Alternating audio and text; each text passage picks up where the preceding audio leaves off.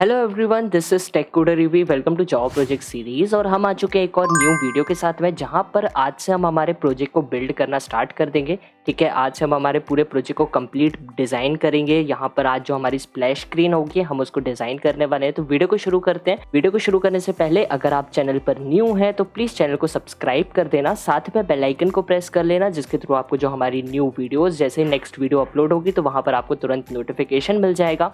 अगर आपने अदर जावा प्रोजेक्ट्स को चेकआउट नहीं किया है तो सभी प्रोजेक्ट्स की जो प्लेलिस्ट है वो ऊपर आई बटन पर आपको मिल रही होगी, साथ में नीचे डिस्क्रिप्शन बॉक्स में भी आपको मिल रही होगी, तो आप वहां से भी जाकर के चेकआउट कर सकते हो। तो चलिए शुरू करते हैं।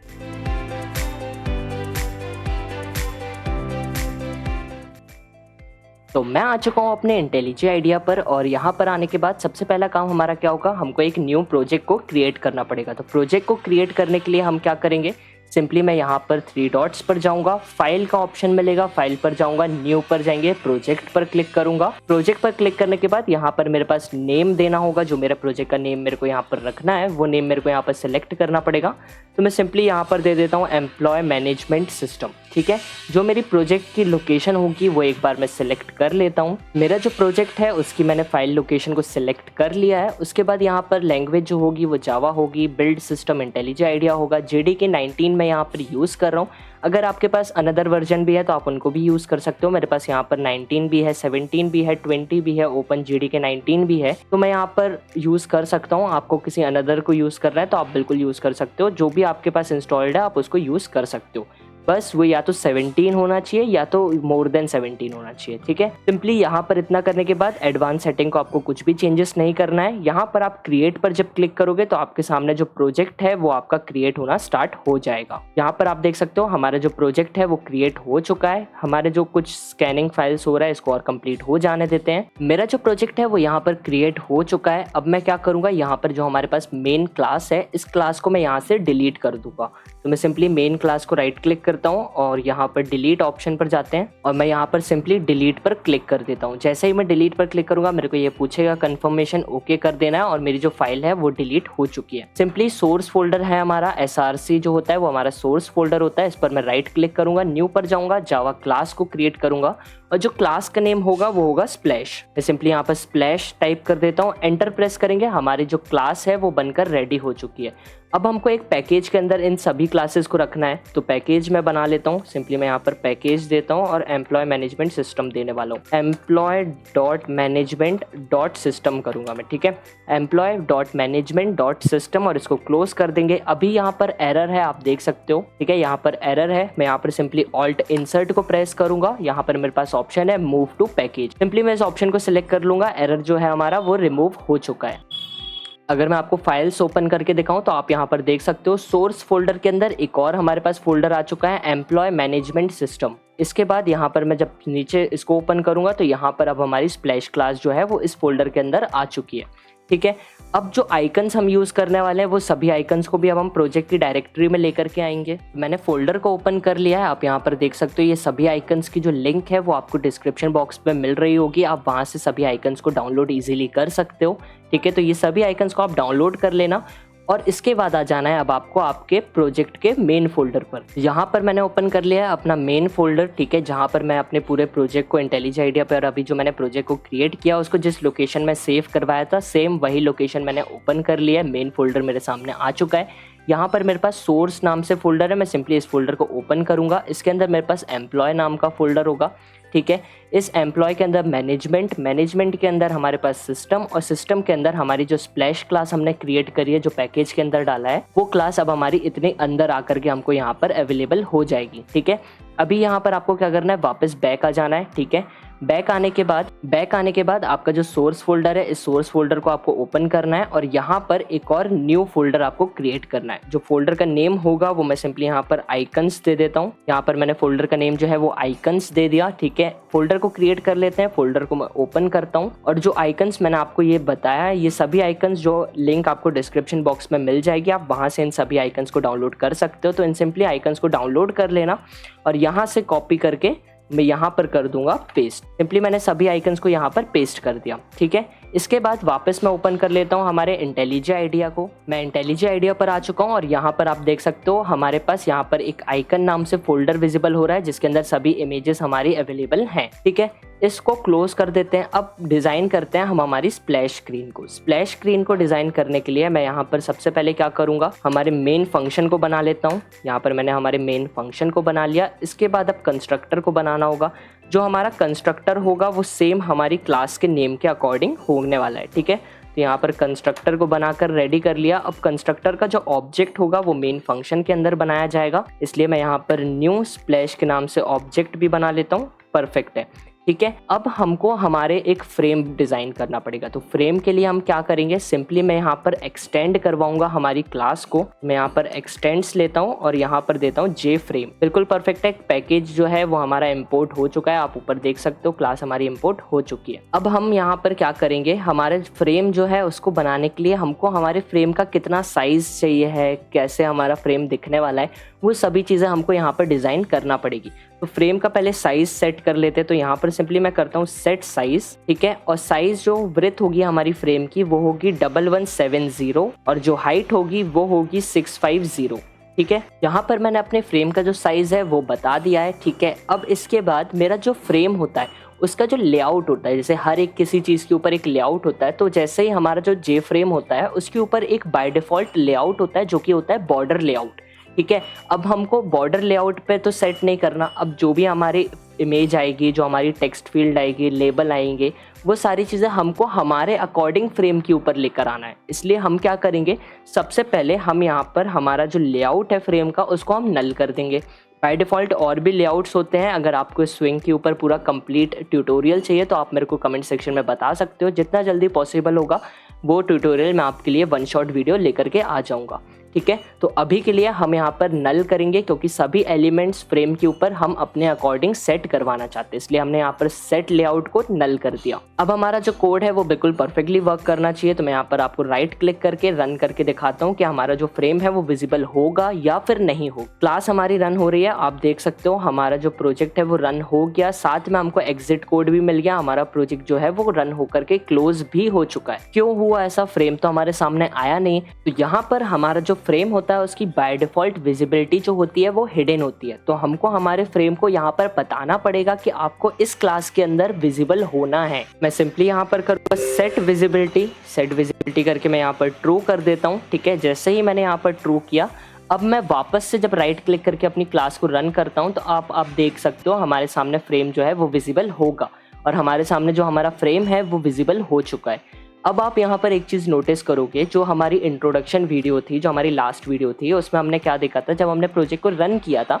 तो हमारा जो फ्रेम है वो सेंटर पर ओपन हो रहा था, बट ये तो अभी बिल्कुल टॉप राइट कॉर्नर से ओपन हो रहा है। हमको इसको यहाँ पर सेंटर पर ओपन करवाना है। तो इसके लिए हम क्या करेंगे, सिंपली मैं इसको क्लोज करता हूँ और हमको यहाँ पर फ्रेम को किस पोजीशन पर, किस लोकेशन पर स्क्रीन में हमारे ओपन होना है वो चीज़ हमको बताना पड़ेगी। तो हम वो चीज़ कैसे बताएंगे, सिंपली हमारे पास होता है ऑप्शन सेट लोकेशन का। मैं सिंपली यहाँ पर सेट लोकेशन करता हूँ और जो लोकेशन होती है वो एक्स एक्सेस से होती है और वाई एक्सेस से होती है। एक्स एक्सेस मतलब कि राइट साइड से लेफ्ट साइड की तरफ आपको कितना फ्रेम को शिफ्ट करना है वो वैल्यू एंटर करना पड़ेगी, और वाई एक्सेस का मतलब कि आप ऊपर से नीचे की तरफ कितना फ्रेम को शिफ्ट करना चाहते हो वो होता है। तो यहाँ पर सबसे पहले एक्स की वैल्यू मैं यहाँ पर 200 पास कर देता हूँ और इसके बाद वाई की वैल्यू जो है वो यहाँ पर मैं 50 पास कर देता हूँ।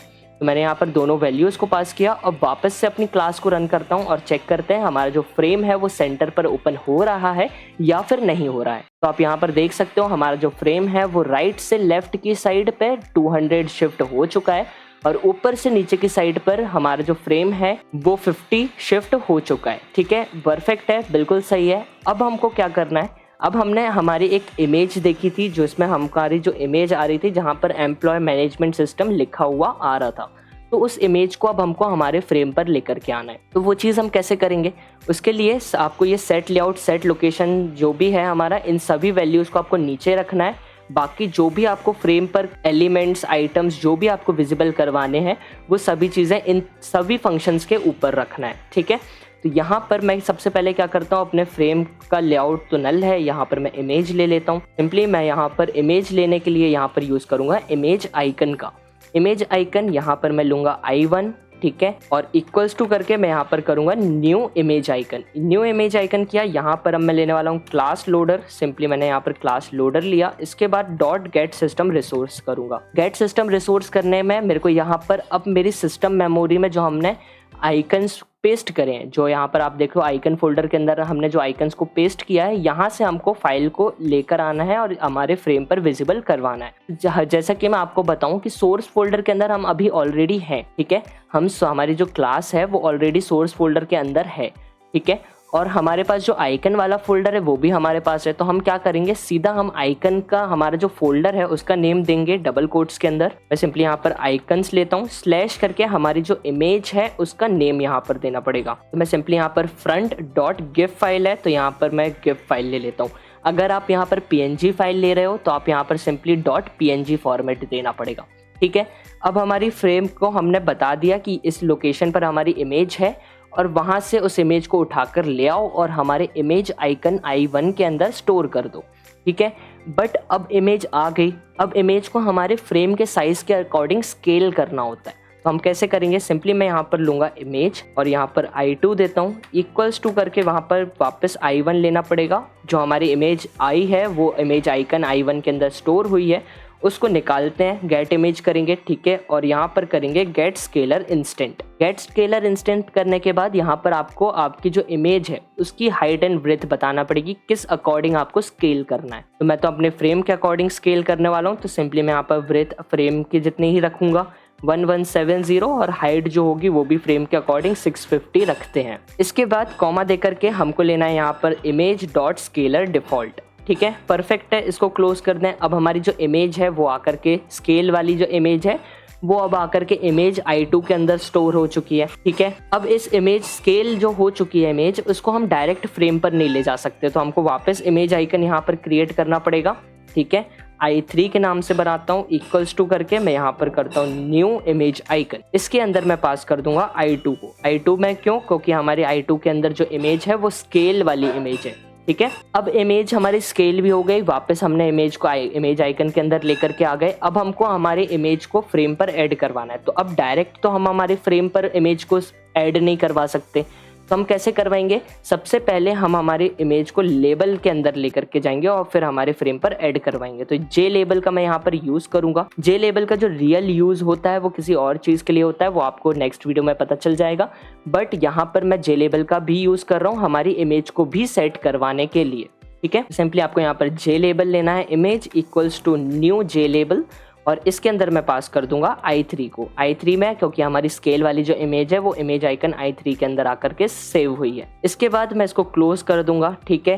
अब इमेज को हमको यहाँ पर बताना पड़ेगा, इमेज को मतलब हमारे लेबल को, कि लेबल को कितनी हाइट ब्रेथ रखना है, क्योंकि अब हमने लेआउट जो है उसको तो नल कर दिया था, ठीक है। अब हमको बताना भी पड़ेगा कि हमारा जो जे लेबल है वो किस पोजीशन पर हमारे फ्रेम पर सेट होगा। तो उसके लिए हम क्या करेंगे, यहाँ पर इमेज डॉट सेट बाउंड का यूज़ करेंगे और x से जो पोजीशन होगी वो यहाँ पर 0 देने वाला हूँ, y से भी 0 देने वाला हूँ, ब्रेथ सेम जितनी हमने स्केल करी है और हाइट भी सेम जितनी हमने स्केल करी है। परफेक्ट है। ऐड की हेल्प से हम हमारे फ्रेम पर इमेज जो हमारा जे लेबल है उसको ऐड करवा लेते हैं, बिल्कुल परफेक्ट है। अगर सेट बाउंड फंक्शन में आपको अभी कंफ्यूजन हो रहा है तो टेंशन मत लेना, कहीं पर भी टेंशन मत लेना। इस प्रोजेक्ट में हम इन सारी चीज़ों को इतनी बार यूज़ करेंगे कि ये सारी चीज़ें आपको वर्ड टू वर्ड याद हो जाएंगी, ठीक है, वर्ड टू वर्ड याद हो जाएंगी। अगर आप इस पूरे प्रोजेक्ट को मेरे साथ टाइप कर करके बनाओगे तो ये पूरे प्रोजेक्ट में जितनी चीज़ों को, जितनी कोड्स का हमने यूज़ किया है वो सभी चीज़ें आपको याद हो जाएंगी, कि जैसे इमेज लेना है, कैसे लेना है, वो सारा कोड आपको याद हो जाएगा, ठीक है। क्योंकि इन सभी चीज़ों को हम इतनी बार अपने फ्रेम में, इतनी बार हम अपने प्रोजेक्ट को क्रिएट करने में यूज़ करने वाले हैं, ठीक है। तो इमेज आज आनी चाहिए, तो अब इमेज जो है वो हमारी फ्रेम पर आ जानी चाहिए। तो मैं क्या करता हूँ, सिंपली राइट क्लिक करते हैं, रन करते हैं, ठीक है।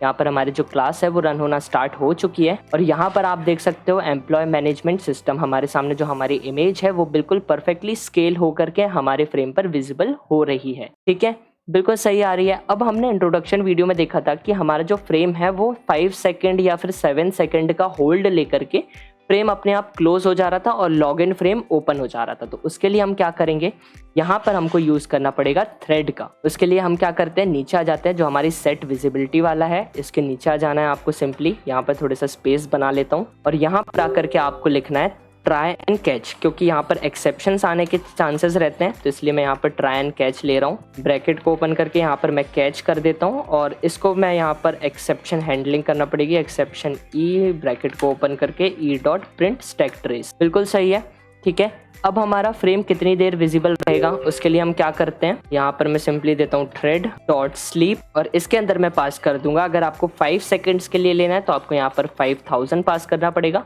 7 सेकंड्स के लिए लेना है तो 7000, 10 के लिए 10,000, ऐसे आपको वैल्यूज लेना पड़ेगी, ठीक है। इसके बाद 5 सेकंड्स के बाद हमको क्या करना है, हमको हमारे फ्रेम को क्लोज कर देना है। तो क्या करेंगे, अभी हमने सेट विजिबिलिटी को ट्रू किया था क्योंकि हमको फ्रेम को विजिबल करवाना था, बट अब 5 सेकंड्स के बाद हमको क्या करना है, हमारे फ्रेम को क्लोज करना है। तो हम यहाँ पर क्या करेंगे, सेट विजिबिलिटी को फॉल्स कर देंगे। मैं सिंपली यहाँ पर फॉल्स कर देता हूँ, ठीक है, ये चीज़ हो गई। अब जब मैं अपनी क्लास को वापस से रन करता हूँ तो आप देखना यहाँ पर हमारा जो फ्रेम है वो 5 सेकंड्स के बाद क्लोज होना चाहिए। आप यहाँ पर देख रहे हो फ्रेम हमारा रन हो रहा है, ठीक है, और 5 सेकंड्स का होल्ड लेकर के हमारा जो फ्रेम है वो अपने आप क्लोज भी हो चुका है, ठीक है। होप सो आप लोगों को सारी चीज़ें क्लियर हुई होंगी, ठीक है। अब फ्रेम क्लोज होने के बाद हमारा जो लॉगिन फ्रेम है वो कैसे ओपन होगा वो हम नेक्स्ट वीडियो में बात करेंगे। क्यों, क्योंकि नेक्स्ट वीडियो में हम हमारे लॉगिन फ्रेम को डिज़ाइन करने वाले हैं। लॉगिन फ्रेम जब हमारे पास डिज़ाइन हो जाएगा तब हम यहाँ पर फंक्शन को ऐड करेंगे। छोटा सा है, एक लाइन आपको सिर्फ लिखना पड़ेगी